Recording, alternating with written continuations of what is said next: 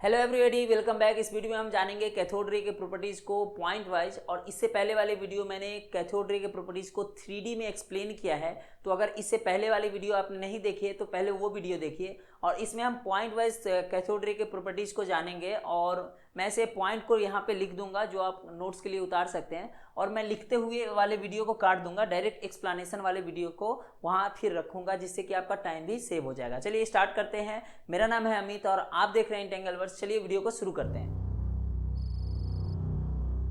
तो first point में scientist ने क्या किया, इस एनोड में, इस जो डिस्चार्ज ट्यूब का एनोड है, इसमें कुछ होल्स कर दिए। यहाँ पे कुछ होल्स कर दिए और यहाँ एनोड के जस्ट पीछे वाले ग्लास वाल में यहाँ पे जिंक सल्फाइड, जो कि एक फॉस्फोरेसेंट मटेरियल है, वो अप्लाई कर दिया। इसका फॉस्फोरेसेंट मटेरियल का प्रॉपर्टीज क्या होता है कि जब इस पे कोई एनर्जी आके टकराएगा या कोई पार्टिकल आके टकराएगा तो ये ग्लो करेगा, ग्रीन ग्लो करेगा। तो फर्स्ट पॉइंट उन्होंने ये दिया कि they produces green glow when strike the glass wall beyond the anode. मतलब जब कैथोड रेज, जैसे कि यहाँ से कैथोड रेज निकल रहा है, बहुत सारा कैथोड रेज निकल रहा है ऐसा, तो इसमें से कुछ तो यहाँ एब्जॉर्ब हो गया और कुछ इस होल से पास करके यहाँ गया। तो यहाँ पे ग्रीन ग्लो, मतलब ग्रीन कलर का ग्लो आया यहाँ पे। तो जिससे उनको पता चला कि यहाँ से कोई जो कैथोड से कुछ रेज जा रहा है जो कि एनोड पे जाके टकरा रहा है। Glow when strike the glass wall beyond the anode as it was coated with zinc sulphide. तो उन्होंने सिर्फ इतना देखा कि ये जो है यहाँ पे ग्लो कर रहा है, क्योंकि कैथोड रेज इनविजिबल था। तो उन्होंने ये कंक्लूजन निकाला कि एन इनविजिबल रे is emitted from cathode travelling towards anode. मतलब एक इनविजिबल रे है जो कैथोड से निकल रहा है और एनोड की तरफ ट्रेवल कर रहा है, जा रहा है। एज ये जो रेज है वो कैथोड से निकला था, इसलिए इसको क्या बोलते हैं, कैथोड रेज भी बोलते हैं। और सेकेंड पॉइंट है कि जब a shadow of metallic object placed in the path is cast on the wall opposite to cathode. मतलब इसके बीच में अगर कोई ऑब्जेक्ट हम डाल देते हैं, यहाँ पे मान लो हम कोई मेटालिक ऑब्जेक्ट डालते हैं, थिक, थीन नहीं, पतला नहीं, थिक, मोटा सा मेटालिक ऑब्जेक्ट डाल देते हैं, तो क्या देखते हैं कि इसके सामने एक भी रेज आके नहीं टकराया। मतलब इसके ऊपर जो है रेज, इसके ऊपर जो रेज है वो सीधा जाके टकरा जा रहा है यहाँ, लेकिन इसके सामने वाला जो रेज है वो आगे यहाँ पे जाके नहीं टकरा रहा है। मतलब इसका शैडो यहाँ पे बन जा रहा है। ठीक है, तो इसका कंक्लूजन क्या निकाले, they travel in straight line away from cathode. मतलब ये कैथोड रेज जो है वो स्ट्रेट लाइन में चलता है कैथोड के अपोजिट डायरेक्शन में, मतलब कैथोड से दूर, कैथोड से अपोजिट फ्रॉम कैथोड, मतलब कैथोड से दूर की ओर। तो इसका ये मतलब हुआ जैसे कि अगर ये स्ट्रेट लाइन में नहीं चल रहा होता तो ये ऐसे पार्टिकल जाता और यहाँ पे चला जाता, ये भी यहाँ पे चला जाता, तो इसका शैडो नहीं बनता। लेकिन यहाँ पे शैडो बन रहा है, इसका मतलब क्या है कि कैथोड रेज क्या है, स्ट्रेट लाइन में चलता है। समझ में आ रहा है, ये सेकेंड पॉइंट है। और बाद में जब इस कैथोड रेज का स्पीड देखा गया तो इसका स्पीड था फ्रॉम 10⁹ टू 10⁻11 सेंटीमीटर पर सेकेंड। मतलब बहुत ही ज़्यादा स्पीड में कैथोड रे ट्रेवल कर रहा था एनोड की ओर। थर्ड है कि they produces heat energy when they collide with matter. इसमें दे मतलब कैथोड रेज। तो कैथोड रेज किसी भी मैटर से जब कोलाइड करता है, टकराता है, तो हीट एनर्जी प्रोड्यूस करता है। जैसे ये मैटर, यही मैटर देख लो कि बीच में रखे हुए थे जो, तो इसी से शैडो बन रहा था। यही मैटर क्या होता है, हीट अप होने लगता है धीरे धीरे, ये हीट, इसका टेम्परेचर धीरे धीरे क्या होता है, बढ़ने लगता है। तो साइंटिस्ट इस समय पे थोड़ा सा कंफ्यूज हो गए थे, बहुत सारे साइंटिस्ट जो इस पे रिसर्च कर रहे थे वो कंफ्यूज हो गए कि ये हीट एनर्जी किस तरह से जनरेट हो रहा है। जैसे कि अगर कोई इलेक्ट्रोमैग्नेटिक रेज भी है, जैसे कि सनलाइट होता है, वो भी ऑब्जेक्ट को हीटअप कर देता है, या कोई पार्टिकल अगर किसी चीज़ पे लगातार टकराएगा ना तो उसका काइनेटिक एनर्जी वहाँ पे टकरा के हीट एनर्जी में कन्वर्ट हो जाएगा। तो साइंटिस्ट ये सोच रहे थे कि क्या इसमें पार्टिकल है या ये एक इलेक्ट्रोमैग्नेटिक रेडिएशन है, जैसे सनरेज होता है वैसे। तो उसके लिए उन्होंने एक और एक्सपेरिमेंट किया कि जब when a small pin wheel is placed in their path the blade of the wheel are set in motion. और इसके बीच में, जैसे कि ये डाले हैं ना ऑब्जेक्ट, इसके जगह पे जब एक व्हील डाल देते हैं, एक व्हील मतलब एक छोटा सा फैन समझ लो, पिन व्हील, तो जब ये बीच में डाल दिए हैं तो वो मूव करने लगा, वो घूमने लगा, जिससे पता चलता है कि इसमें पार्टिकल से मिलकर बना है। कोई भी फैन तभी मूव करेगा जब वो किसी पार्टिकल से मूव कर, मतलब कोई पार्टिकल के बीच में जब उसको रखेंगे। जैसे किसी फैन को अगर हम सनलाइट के सामने रख देंगे तो वो मूव नहीं करने लगेगा। वहीं पे अगर कोई एयर ब्लो हो रहा है, मतलब एयर चल रहा है बहुत स्पीड में, मतलब विंड आ रहा है, विंड में अगर फैन को रख देंगे तो मूव होने लगेगा, क्योंकि विंड में छोटे छोटे एयर के पार्टिकल्स है। वहीं सनलाइट में पार्टिकल्स की तरह सनलाइट बिहेव नहीं करता है जनरली,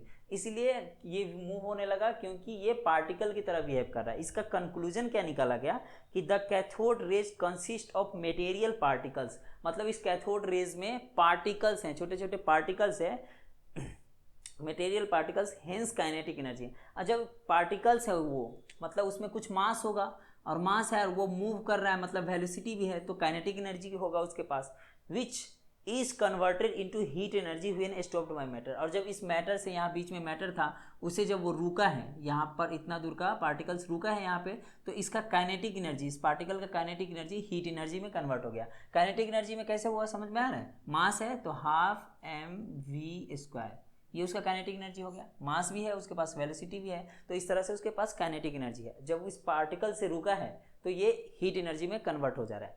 नेक्स्ट पॉइंट देखते हैं, when the rays are passed between two electrically charged plates, मतलब यहाँ पे दो प्लेट्स लगाते हैं, ये मान लो नेगेटिवली चार्ज प्लेट है और ये पॉजिटिवली चार्ज प्लेट है। ये पॉजिटिवली कैसे हुआ है? किसी बैटरी के पॉजिटिव टर्मिनल से इस प्लेट को कनेक्ट कर दिया है और किसी बैटरी के नेगेटिव टर्मिनल से इस प्लेट को कनेक्ट कर दिए हैं, तो नेगेटिवली चार्ज प्लेट हो गया।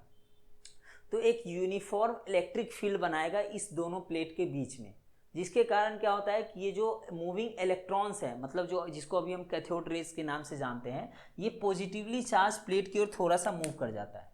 मतलब स्ट्रेट लाइन में जाना चाहिए था, लेकिन ये क्या हो जाता है उसके बाद पॉजिटिवली चार्ज प्लेट की ओर मूव कर जाता है सभी के सभी रेज।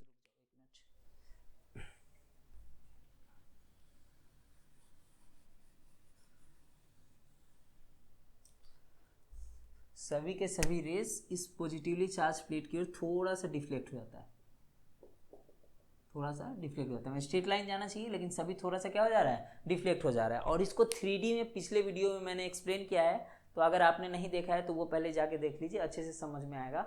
और इस 3D इलिस्ट्रेशंस को बनाने में बहुत ही समय लगता है, तो आप चैनल को सब्सक्राइब कीजिए, जिससे मुझे एक मोटिवेशन मिलेगा। और आते हैं पॉइंट पे कि ये क्या है? पॉजिटिव प्लेट की ओर थोड़ा सा डिफ्लेक्ट हो जा रहा है, deflected towards positively charge plates. And also इसको कंफर्म करने के लिए क्या किया गया?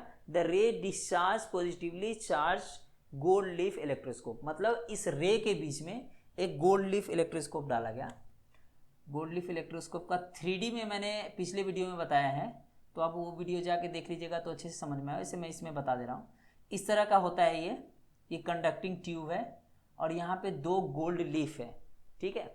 और यहाँ से कैथोड जब यहाँ से जा रहा है तो कैथोड में जो इलेक्ट्रॉन्स है वो इसमें आ जा रहा है और इस पॉजिटिवली चार्ज को डिस्चार्ज कर रहा है। तो जैसे ही ये डिस्चार्ज होगा ना, वो तो स्ट्रेट हो जाएगा ये। तो एक positively charge gold leaf electroscope था जो कि डिस्चार्ज हो गया, जिससे पता चलता है कि इसमें निगेटिव पार्टिकल्स है, क्योंकि ये पॉजिटिव को डिस्चार्ज सिर्फ निगेटिव कर सकता है। तो इससे एक कंफर्म होता है, कंक्लूजन ये निकलता है, cathode rays carries negative charge. और एक और है कि and it also deflects in magnetic field, मतलब कैथोड रेज मैग्नेटिक फील्ड में भी डिफ्लेक्ट होता है। मतलब यहाँ पे अगर मैग्नेट्स लगा दें, मतलब इसका मान लो इधर नॉर्थ पोल इस साइड है और साउथ पोल अंदर की ओर साइड है, मतलब इस तरह का समझो,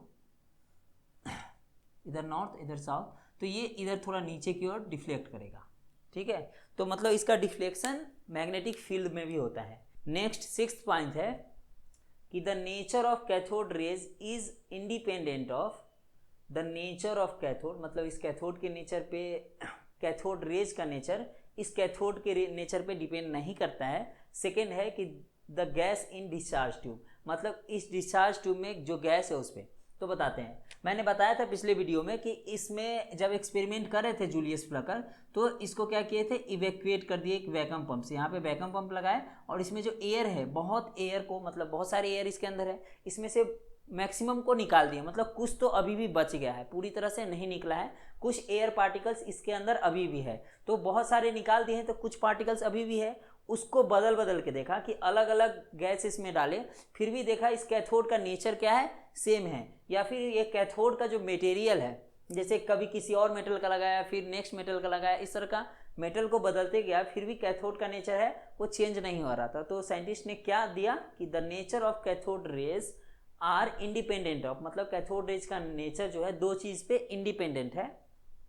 फर्स्ट है द नेचर ऑफ कैथोड, मतलब कैथोड के नेचर पे। सेकेंड है the gas in discharge tube, मतलब इस डिस्चार्ज ट्यूब के अंदर जो भी गैस था उसके भी इंडिपेंडेंट है, मतलब उस पर डिपेंड नहीं करता है, मतलब कोई भी डाल दो फिर भी ये कैथोड रेज का नेचर क्या है, सेम ही रहेगा। तो इसे कंक्लूजन उन्होंने क्या निकाला, the particles in cathode rays are basic constituent of atoms, मतलब कैथोड रेज में जो पार्टिकल्स है वो सारे एटम्स में पाए जाते हैं, जितने भी एटम्स नेचर में हैं सभी में पाए जाते हैं, क्योंकि सबको बदल के देखा फिर भी कैथोड रेज का नेचर सेम ही आ रहा था, मतलब वो पार्टिकल्स वो फंडामेंटल पार्टिकल्स है किसी भी एटम का। बाद में इसी पार्टिकल्स का नाम क्या पड़ता है, इलेक्ट्रॉन पड़ता है, जो कि अब हम बताएंगे।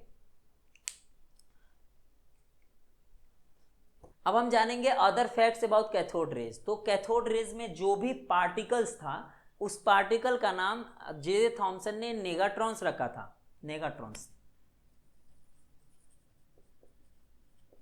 जो कि बाद में स्टोनी ने उसका नाम बदलकर इलेक्ट्रॉन्स कर दिया। ठीक है।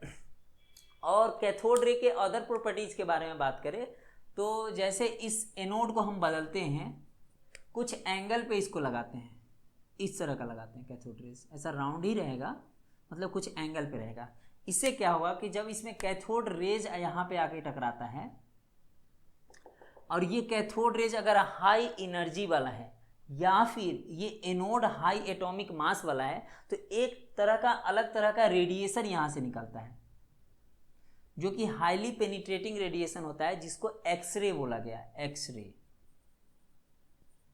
ये एक हाईली पेनिट्रेटिंग रेडिएशन है और उसका वेवलेंथ बहुत ही कम होता है, मतलब वेवलेंथ बहुत ही छोटा है, इसको एक्सरे बोला गया। तो जब कोई हाई एनर्जी इलेक्ट्रॉन्स, मतलब हाई एनर्जी कैथोड रेज किसी एनोड पे जाके टकराता है तो एक हाईली पेनिट्रेटिंग रेडिएशन निकलता है। इसको अगर हम 3D में बताएं तो मान लो ये कैथोड है और इस एनोड का कुछ एंगल पे एनोड को लगाए हैं और यहाँ से कैथोड से कुछ इलेक्ट्रॉन सारे निकल रहे हैं और यहाँ जाके टकरा रहा है, तो एक हाईली पेनिट्रेटिंग रेडिएशन निकल रहा है। ठीक है। अगर हम एक रे के बारे में बात करें तो एक रे यहाँ पे जाके टकरा रहा है और एक हाईली पेनिट्रेटिंग जो नीचे में ऐसा निकल रहा है, इसी को बोलते हैं एक्सरे। तो इसका नाम क्या रखा गया, एक्सरे रखा गया, जो कि एनोड से निकल रहा है जब हाई एनर्जी कैथोड रेज वहां जाके टकरा रहा है। ओके, ये हो गया कैथोड रेज का अदर प्रॉपर्टीज। और अगर हम बात करें इसके अलावा, तो इसके अलावा बात करें तो कैथोड रेज फोटोग्राफिक प्लेट को भी अफेक्ट करता है। इसका क्या मतलब हुआ कि पहले एनोड को सही कर देते हैं, इसके बीच में अगर फोटोग्राफिक प्लेट डालेंगे तो उसको अफेक्ट कर देगा। अफेक्ट करेगा मतलब क्या होता है कि जैसे फोटोग्राफिक प्लेट का क्या यूज होता था, पहले इससे फोटो लिया जाता था, कोई भी पिक्चर्स लिया जाता था, जैसे मॉडर्न कैमरा जिस समय नहीं थे उस समय इससे पिक्चर्स लिया जाता था। ये लाइट सेंसिटिव होता है। लाइट सेंसिटिव मतलब इस पे अगर यहाँ पे पूरे पे इस पे केमिकल लगा हुआ है, इस फोटोग्राफिक प्लेट पे पूरे पे क्या है, केमिकल लगा हुआ है। जैसे कि ये मान लो फोटोग्राफिक प्लेट है, इसके पूरे ऊपर केमिकल्स लगा हुआ है और लाइट आके सिर्फ इतना दूर पे टकराएगा मान लो, तो इतना दूर का ये मटेरियल जो इस पे लगा हुआ है वो हार्ड हो जाएगा और ये इसको अगर हम सेक करेंगे तो ये हट जाएगा और ये हार्ड बचा हुआ रह जाएगा, तो ये पिक्चर बन गया। ठीक है। तो लाइट से ये रिएक्ट करके यहाँ ये हार्ड हुआ है और यहाँ ये दोनों ये सब हट जाएगा, तो इससे एक पिक्चर बना।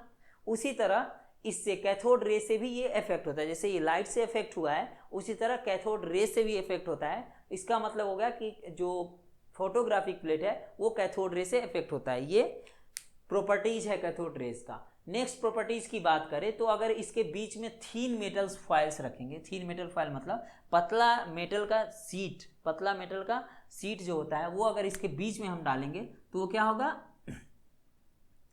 ये कैथोड रेज इसके बीच से पार हो जाएगा, मतलब कैथोड रेज जो है इस मेटल फॉइल के बीच से निकल जाएगा, मतलब पेनिट्रेट हो जाएगा।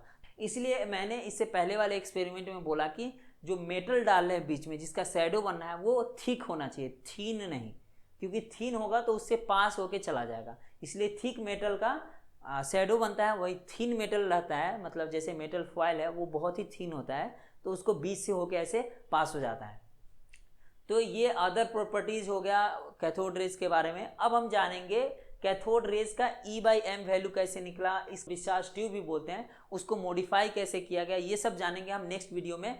तो आप चैनल को जरूर सब्सक्राइब करें और इस वीडियो को लाइक करें। मिलते हैं नेक्स्ट वीडियो में।